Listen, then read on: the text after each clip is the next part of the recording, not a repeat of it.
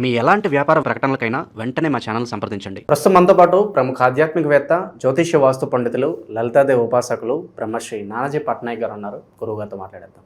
నమస్కారం గురుగారు. శ్రీమాత్రే నమః. సో 2026 సంవత్సరం మొత్తం కూడా ఓవరాల్గా వృశ్చిక రాశి వారి స్థితిగతులు ఏ విధంగా ఉండబోతున్నాయి? జనవరి నుంచి డిసెంబర్ వరకు ఎలాంటి ఛాలెంజింగ్ టాస్క్లు వీళ్ళు ఎక్స్పెక్ట్ చేయొచ్చు అంటారు? తప్పకుండా అండి. ఫస్ట్ ఆఫ్ ఆల్ ఏంటంటే వీళ్ళకి మనం సంవత్సర ఫలితాలు చూసేటప్పుడు ప్రధానంగా మనం తీసుకునేటువంటివి గురువు, జీవకారకుడైన గురువు అష్టమంలో ఉన్నాడు వీళ్ళకి. ప్రజెంట్ 2026 ప్రారంభంలో జూన్ నుంచి భాగ్యంలోకి వస్తాడు. అలాగే రాహు 4వ స్థానంలోని, కేతు వృత్తి స్థానంలోని, శని భగవానుడు పంచమంలో ఆలోచన స్థానంలో ఉన్నాడు. అయితే ఈ మేజర్ ప్లానెట్సే తీసుకోవాలి మనం. నెలల ఫలితాలు, పక్ష ఫలితాలు ఇవి చెప్పేటప్పుడు మాత్రం మిగతా ప్లానెట్స్ తీసుకుంటాం. ఎందుకంటే మనకి ఏదైనా మేజర్ ఈవెంట్ జరగాలన్నా ఇవే ప్రధానంగా. మీరు చూడండి, ఎవరికైనా మహాదశలు, అంతర్దశల్లో కూడా గురువు, శని మహాదశ, అంతర్దశలో డ్రాస్టిక్ చేంజెస్ జరుగుతాయి వాళ్ళ లైఫ్లో. మిగతా కూడా జరుగుతాయి కానీ ఇది జరిగినంత ఇది వేరేది ఇవ్వదు. అయితే ఈ యొక్క ఫలితాలు చెప్తుంది నేనైనప్పటికీ కూడా చెప్పిస్తుంది సాక్షాత్ లలిత అమ్మవారిగా భావిస్తూ, ఫస్ట్ ఆఫ్ ఆల్ మనం వీరికి ఉన్నటువంటి గురువు యొక్క స్థితి ఏదైతే ఉందో 2వ భావాన్ని చూస్తుంది. అంటే సెకండ్ హౌస్ని ఎప్పుడైతే చూస్తుందో సాధారణంగానే వృశ్చికం వారికి ఏంటంటే కొంచెం పట్టుదల అధికంగా ఉంటుందండి. మొండితనము, పట్టుదలని ఎలాగైనా సాధించాలనుకోవడము, కాంపిటీషన్ స్పిరిట్ చాలా ఎక్కువగా ఉంటుంది. అయితే వీరికి అష్టమంలో గురువు ఉన్నాడు కదా అని కొంతమంది అమ్మో అష్టమ గురువు అంటే గురుబలం లేదు అనుకుంటుంటారు. కానీ ఇప్పుడు ఈ జనవరి మాసం నుంచి 2026 సంవత్సరంలో జనవరి నుంచి మే వరకు ఉన్నటువంటి గ్రహస్థితి ఏమిటి, ఎటువంటి వాటిల్లో వీళ్ళకి బాగుంటుంది అంటే వీళ్ళకి ఫైనాన్షియల్ గ్రోత్ ఒకటి, అది విదేశీ యోగాన్ని కూడా చూస్తుంది. కాబట్టి విదేశాలకు వెళ్ళి ధనం సంపాదించుకోవడానికి, రియల్ ఎస్టేట్ మూలంగా ధనం రావడం, రైతులకి, అలాగే ఆన్లైన్ త్రూ, ఇంట్లో నుంచి ఆన్లైన్ త్రూ చేస్తుంటారు ఏవైనా బిజినెస్లు, సేల్స్ లాంటివి, అటువంటి వాటికి. అలాగే 4వ స్థానంలో రాహు ఉంటూ గురువు యొక్క దృష్టి ఉంది కాబట్టి విదేశాల్లో ఉంటూ అక్కడ ఏదైనా ప్రాపర్టీ కొనుగోలు చేద్దాం అనుకునేటువంటి వారికి ఇప్పుడు ఉండేటువంటి వీళ్ళకు ఉండేటువంటి గ్రహస్థితి చక్కగా అనుకూలంగా ఉంది అని మనం చెప్పుకోవచ్చు. అది అలాగే ఇక్కడ మనం సిబ్లింగ్స్తో అది ఎట్లా ఉంటుంది ఏమిటి, అలాగే వివాహ సంబంధించిన విషయాలు కనుక చూసుకున్నట్లయితే పర్టికులర్గా సిబ్లింగ్ కారకుడైనటువంటి శని భగవానుడు 5వ స్థానంలో ఉన్నాడు. కాబట్టి వీళ్ళ సిబ్లింగ్స్ ఎవరైనా ఏదైనా ప్రాపర్టీ సంబంధించిన విషయంలో కొంత చిన్న చిన్న డిస్ప్యూట్స్ రావడము, అలాగే వీళ్ళ సిబ్లింగ్స్కి ఏదైనా పౌరహిత్యం కానీ లేనట్లయితే ఏదైనా స్పిరిచువల్ రిలేటెడ్ యాక్టివిటీస్లో కానీ, లేదా వీళ్ళకి క్రియేటివ్ రిలేటెడ్ వాటిలోకి వెళ్ళడం, ఇటువంటివి ఎక్కువగా చూపిస్తున్నాయి. అయితే సప్తమ స్థానం మీద, అంటే సప్తమ స్థానాన్ని అసలు ఈ సంవత్సరం ఎంతవరకు యాక్టివ్గా ఉంది అని చూసుకున్నట్లయితే మొదటి 5 నెలల్లో చాలా యాక్టివ్గా ఉంది. అంటే సప్తమ స్థానం అంటే వివాహ స్థానం.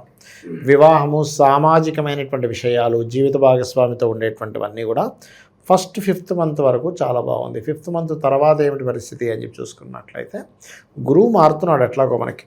జూన్ నుంచి మారుతున్నందుకు వివాహానికి పెద్ద బలం ఇవ్వడు, కానీ ఇక్కడ ఏదైనా కొత్త అగ్రిమెంట్స్కి ఓకే. అండ్ అలాగే సంతానానికి, ఎందుకంటే 9వ స్థానంలో ఉండేటువంటి గురువు సంతాన స్థానాన్ని, లగ్న స్థానాన్ని చూస్తాడు. కాబట్టి లగ్నభావము, సంతానభావం 2 యాక్టివ్ అవుతున్నందుకు ఇన్ని రోజుల నుంచి పంచమంలో శని ఉన్నాడు కదా, సంతానం విషయంలో ప్రయత్నం చేస్తుంటే అవ్వట్లేదు అని అనుకునేది కాస్త ఇక్కడ జూన్ నుంచి వీళ్ళకి సంతాన స్థానం యాక్టివ్ అవుతుంది. అట్లాగే ఉపనయనాలు చేసుకోవడానికి కొంతమంది చూడండి, ఏదైనా కొత్త ఉపనయనం చేసుకోవాలి, ఇట్లాంటి విషయాల్లో చాలా బాగుంటుంది. కాకపోతే గురువు మారే లోపల శని సింగిల్గా పంచమ స్థానంలో ఉన్నందుకు కొన్ని నిర్ణయాలు తీసుకునేటప్పుడు కొన్ని ఆలోచిత నిర్ణయం తీసుకోవడము, లేకపోతే భయపడుతూ నిర్ణయం తీసుకోవడం, అయ్యో ఆ నిర్ణయం తీసుకున్నాను కదా ఏమవుతుందో, ఎందుకంటే 3వ అధిపతి నిర్ణయాల స్థానంలో, ఆలోచన స్థానంలో కూర్చున్నాడు. సో అక్కడ ఏమైపోతుందంటే ఏదో పని చేసాం కానీ దానివల్ల ఏమవుతుందో వాళ్ళు బిక్కు అనుకుంటూ ఉంటుంటారు. ఇవి కొంచెం ఉంటాయి వీళ్ళకి. కాకపోతే ఎంతైనా సరే కుంభం వారు కానీ వృశ్చికం వారు కానీ ఏంటంటే వీళ్ళు తొందరగా బయటపడరండి. స్కార్పియో లగ్నం వాళ్ళు కూడా, స్కార్పియో అది రంధ్రస్థానం అంటారు, న్యాచురల్ 8th హౌస్ అది. అందుకని తొందరగా బయటపడరు. వాళ్ళ భయాన్ని కూడా బయటికి ఎక్స్ప్రెస్ చేయరు తొందరగా. అక్కడ నుంచి పెద్ద పులి పరిగెట్టుకుని వస్తుంది, ఇలా చూస్తూ కూర్చుంటారు. వీళ్ళని ఇంత ధైర్యంగా ఉన్నారేంటి అనిపిస్తుంది. కానీ లోపల మాత్రం చాలా భయం ఉన్నారు, బయట మాత్రం అసలు ఎక్కడ ఎక్స్ప్రెస్ చేయరు వీళ్ళు. అదొకటి. అట్లాగే ఇంకొక విషయం ఏంటంటే ఉద్యోగ సంబంధించినటువంటి అంశంలో 10వ స్థానంలో కేతు ఉన్నాడు కాబట్టి ఎండోన్మెంట్ డిపార్ట్మెంట్లో లేదా పౌరహిత్య సంబంధించినటువంటి పూజా సామాగ్రి స్టోర్స్ లాంటివి, ఇట్లాంటి వాటికి మాత్రం చాలా అనుకూలంగా ఉంది, దానికి ఏం ప్రాబ్లం లేదు. కాకపోతే దశమకేతు ఉన్నందుకు కొంచెం మంగళ ఆదివారాలు తొందరపాటు నిర్ణయాలు ఉద్యోగ సంబంధించిన విషయంలో తీసుకోకూడదు. అదేమవుతుందంటే 9వ స్థానంలో ఉండే, అంటే 10వ స్థానంలో ఉండే కేతు, 9వ స్థానంలో ఉండేటువంటి గురువు జీవుడు కదా, ఎంతైనా సరే జీవకారకుడైన గురువు జూన్ నుంచి ఉద్యోగం మారిపోవాలని ఆరాటంలో ఉంటూ ఉంటాడు. కాబట్టి ఈ యొక్క విషయంలో కొంత జాగ్రత్త వహించాలి. ఇక వీరికి షేర్ మార్కెట్ విషయంలో అయితే అస్సలు వెళ్ళకపోవడమే మంచిది, ఎందుకంటే పంచమ స్థానంలో శని ఉన్నాడు కాబట్టి కొంచెం స్నేహితుల మూలంగా కూడా కొంత ఇబ్బందులు చూపిస్తున్నాయి. కాబట్టి ఆ యొక్క విషయంలో మే వరకు కొంత జాగ్రత్తగా ఉండాలి. అదేవిధంగా 4వ స్థానంలో రాహు ఉన్నందుకు విదేశాల్లో ఉంటూ అక్కడ ఏదైనా ప్రాపర్టీస్ ఏదైనా సంపాదించుకోవడానికి మాత్రం చాలా చాలా బాగుందనేటువంటి చూపిస్తుంది చెప్పాలంటే వీరికి. ఇక గవర్నమెంట్ జాబ్స్ కోసం ట్రై చేసేటువంటి వారు, అందులో ముఖ్యంగా మెడికల్ రంగాల్లో గవర్నమెంట్ జాబ్స్ ఉంటుంటాయి, అటువంటి వాటి కోసం ప్రయత్నం చేసేటువంటి వారికి చాలా చాలా బాగుంటుంది చెప్పాలంటే. అయితే వీళ్ళకి పంచమ స్థానంలో శని ఉన్నందుకు తీసుకునే నిర్ణయాలు సరైనటువంటి నిర్ణయాలు అవ్వాలి అని అనుకుంటే కనుక కాలభైరవుడి యొక్క అష్టకం చదువుకోవడం ఉత్తమం వీరికి చెప్పాలంటే. అది కుటుంబ పరంగా లవ్ అండ్ ఎఫెక్షన్స్ పరంగా ఎలా ఉంటుంది? మొదటి 5 నెలలు గురువు యొక్క దృష్టి, శని యొక్క దృష్టి, ఇక్కడ డబుల్ ట్రాన్సిట్ అంటారు. ఇక్కడ ఫస్ట్ 5 months ఏమవుతుందంటే శని గురువులు ఇద్దరు ఒకే భావాన్ని చూస్తారు. శని తన 10వ దృష్టితోని మీన రాశిలో ఉంటూ 2వ స్థానాన్ని చూస్తుంది, గురువు 2వ స్థానాన్ని చూస్తాడు, 7వ దృష్టితో చదువుతుంది. కాబట్టి ఏంటి, కుటుంబ వ్యవహారాలు, ఫైనాన్షియల్ గ్రోతు, కుటుంబం సంబంధించినటువంటి గ్రోతు, రావాల్సిన డబ్బు రావడం, ఇటువంటివన్నీ కూడా మొదటి 5 నెలలు చాలా బాగున్నాయి చెప్పాలంటే. సో నిరుద్యోగులు కొంచెం శుభవార్త ఎప్పుడు ఎక్స్పెక్ట్ చేయొచ్చు అంటారు ఈ సంవత్సరంలో?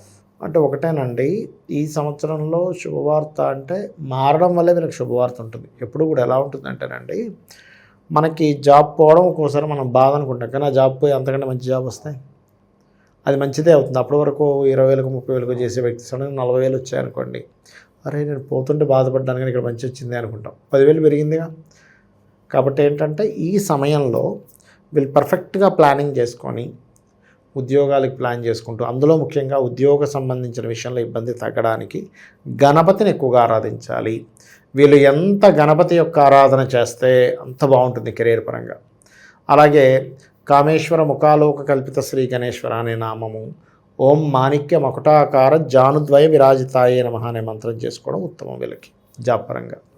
ఇక ఓవరాల్గా సంవత్సరం మొత్తం కూడా చేసుకోవడానికి మంచి రెమెడీస్ అంటే ఏం చెప్తారు? అలాగే దైవారాధన విషయంలో ఎక్కువ ఎవరిని ఆరాధించారు? వీళ్ళు యాక్చువల్గా అయితే మీరు గురుమంత్రాన్ని చేసుకోవాలండి. ఏదైనా గురువుల దగ్గర గురుమంత్రం తీసుకోవడము, లేదా దక్షిణామూర్తి స్తోత్ర పఠనం చేయడము, అలాంటివి చేయాలి.